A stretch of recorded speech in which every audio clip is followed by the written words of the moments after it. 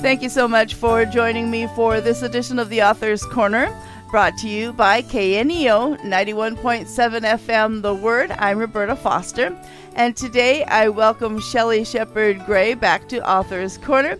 She has now written the book D is for Daisy, a part of the Amish ABCs series. It's published by Kensington Publishing and just recently released. So it's a brand new book out there, and she'll tell you more about how to find the book at the end of the program. Let me give you a little bit of insight into Shelley. She is the two-time Holt Medallion award-winning New York Times and USA Today best-selling author of more than 100 novels. So it will take you a long time to read all of her books.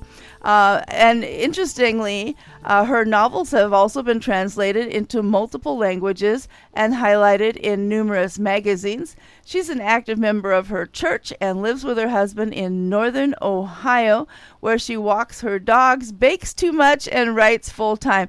Now, Shelley, how can you possibly bake too much?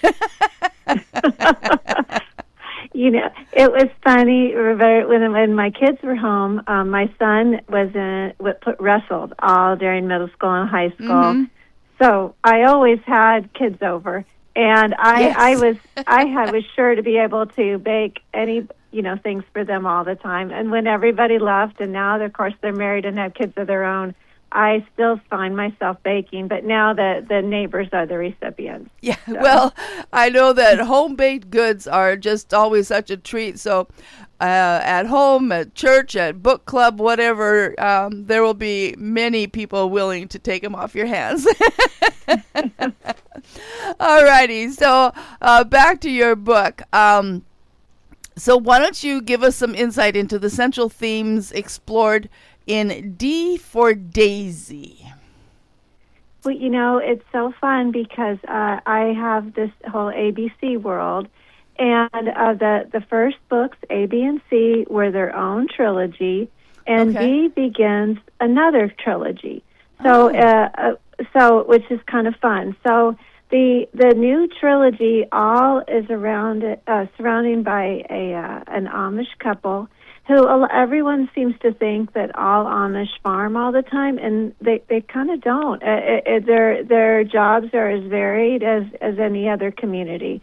So my couple are they're recently retired. One, the husband worked in a factory.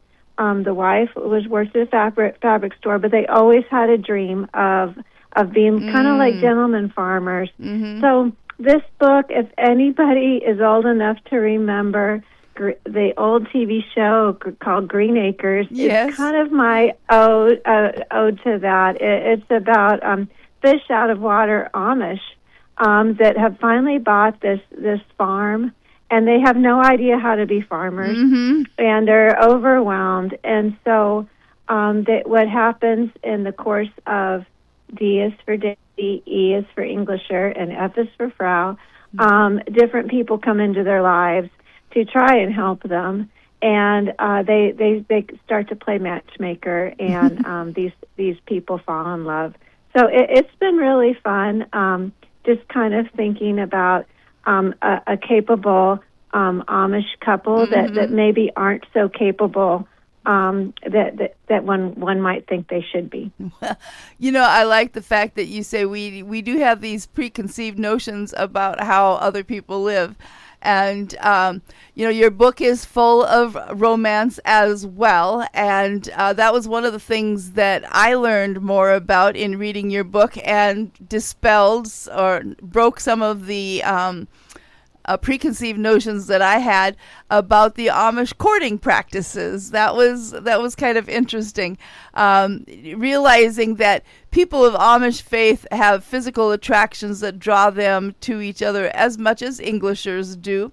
But in your book, lessons are learned that the physical isn't always the most important, as we learn that in any culture of romance.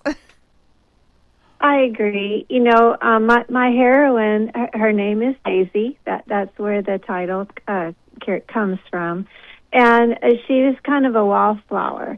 And again, I love to kind of turn some cliches about the Amish community on its side a little bit, and so she was the unpopular girl in school. And because she was different, because she wanted to farm, she wanted to work with the animals, she didn't mind getting her hands dirty. She didn't quite fit, the notion of how everyone else thought she should behave. I think you're right. I think as the book progresses, not only does the hero, Kyle, he finds her attractive not because of what she could be, but because what she is right now. He likes the person she is. But maybe more importantly, Daisy learns that she learns to like herself for who she is, not again for if she changes a little bit or if maybe people will like her better, or maybe she'll like herself better. She learns that that her faith is just as strong, that God already intended for her to be the person she is, and once she accepts that, she's able to accept herself, and again. Accept the hero in the novel, and be able to move forward. Well, and of course, you have to throw a little jig and a jag in there with a beautiful Amish girl that comes into the story as well, didn't you? Oh, yeah. Her name is Winter, and she's just like a mean girl. There's no other way to describe it. It was funny. I write 10 pages a day, and I have a very loose plot. So a lot of times I'm just writing along, and I'm just like, I might have a cow named Velvet all of a sudden pop into the pages, or I might decide that, my hero, Kyle, is at the store, and he kind of runs into this gal. So anyway, my husband and I walk the dogs, and he's always like, "Well, what are you doing today?" And so my made-up characters are my real life. So I'm like, "Oh, well, listen to this." But I said, "I don't know what to name her. I don't know what to name this mean girl." I'm kind of thinking. I started throwing out some stuff, and then I finally said, "What about Winter?" And he's like, "Oh, Winter's a old name. That would be good for her." So that's how she came up to the name. It was my husband we were on a dog walk, and he threw out that name. But she wasn't a very nice girl, but Kyle was, but she knew how to behave and everything that Kyle thought he wanted, and he soon finds out. Not only from his own experience, but kind of everybody's, that nobody's talking bad about her, but nobody's saying a whole lot of good things either. And he kind of learns her reputation through that way, too. Well, today I have the pleasure of talking with Shelley Sheppard Gray regarding her book, D is for Daisy, a part of the Amish ABC's series, and it's published by Kensington Publishing. You're listening to Author's Corner, and I'm Roberta Foster. So one of the things that we see in the book, the harder Daisy tried to plan for and control her life, and it didn't go as planned, she realizes that the Lord had already planned for everything to happen in his perfect timing. That was just what a wonderful lesson to be reminded of as a reader. Thank you. I always use a quote, a scripture verse as kind of my guidance. And for this book, it was from Philippians chapter 1. And it says, "I am certain that God, who began the good work within you, will continue his work until it's finally finished on the day when Jesus Christ returns." And I kind of use that as my guide for Daisy and for all the characters in the book, really, is that they're all on a journey. That God's working with them, and he has plans for them. And just because you don't quite see it yet, just hang on, and he knows better. And I loved it. I loved how my older Amish couple, who are really not that old, they're in their late 50s, they learn the same things. That here, they have these big plans, but they're not quite sure how to achieve them. and they aren't even sure if their dreams are should be realistic, and the God just keeps showing them examples of what they need to do next, and help them through this. It was a fun book to write, just because there were a lot of people that seemed like they all had their act together, and it turns out that they're just like the rest of us. We're all works in progress. Amen. Okay, so we kind of touched on this a little bit before, but intentionality is an important theme in your book, as we see Kyle pursue Daisy with purpose, and of course with the encouragement of the Millers, and not only that, but eventually Daisy's parents get in there too. But anyway, explain to our listeners what the difference between intentional courtship looks like in the Amish culture versus from the English. I know quite a few Amish people. I've been in and visited a lot of different Amish communities, and I don't often see a lot of differences between the Amish and the English. You know, that we all have, different perimeters about our lives, and of course, all the Amish are very faithful. It's hard to have a conversation. Not that you would want to with any Amish person, and they're not going to talk about God's plan for them.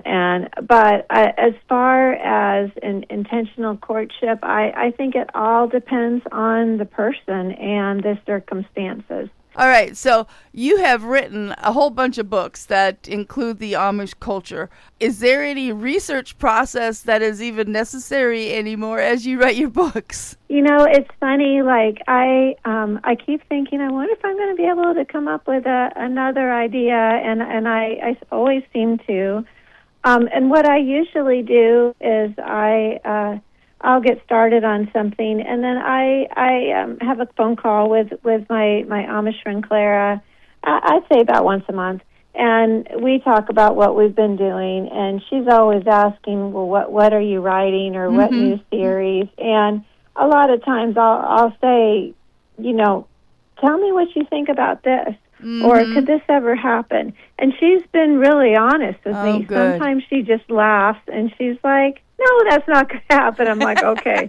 But other times she's like, yeah, I could see it, Okay.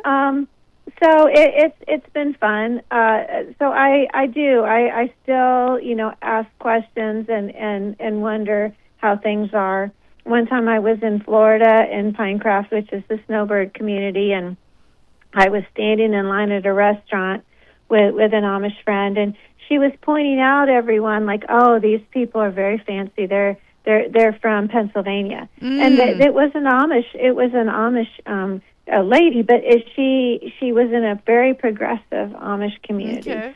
So if there's one thing I've learned is that there's very very conservative branches.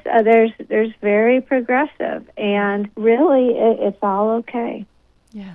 As you're writing D for Daisy, what is it that you hope people take away after they have a chance to read it? I love to read. I love to read for enjoyment. And so that is always my number one goal as a writer. I find books are expensive, and books take a while to read, and people are busy. So if people are interested in the book enough to finish it, and then they close it, and they're like, well, I can't wait to read the next one, then I feel like I've done my job. That said, if they find a character they connect with, and they can find some similarities in their journey, I hope that will also be of use to them. I've been talking to people about Daisy, and they said, it just feels like a breath of fresh air, Shelley. It's just a nice escape. I read it on my hammock, or I read it on Sunday afternoon, or I want people to feel secure in one of my books, that they know what they're expecting, and I'm going to tell the best story I can. I hope they'll feel like my characters are interesting, faithful, and impersonable. There's maybe some people that they'd like to know. So today I'm talking with Shelley Sheppard Gray about her book D is for Daisy, which is part of the Amish ABC series that she's writing. And so, Shelley, how can people find out more about this book and others that you've written? I'm so glad you asked. Thank you. I have a website, and it is ShelleySheppardGray.com. I'm also on Instagram. I'm on Facebook. I have a fun reader group on Facebook. It's called Shelley Sheppard Gray's Buggy Bunch. I have a newsletter that people can sign up for on the website, and it's not too annoying. It usually only comes out once a month, and it's short. But if people are interested, which I hope they are, I hope they'll seek out and find me one of those ways. Fantastic. So one more time, the book today is D is for Daisy, and I've been talking with Shelley Sheppard Gray, and we certainly thank Kensington Publishing for providing us a copy of the book. Shelley, it's been delightful talking with you once again. Thank you for your time. Oh, what a treat for me today. Thank you. Thank you for having me, Roberta. And to our listeners, if you missed any part of today's interview or would like to hear it again, share it with somebody else. You can find it on your favorite podcast platform or just go through kneo.org. Thank you for tuning in. This is Roberta Foster on the Author's Corner. Join me again next time.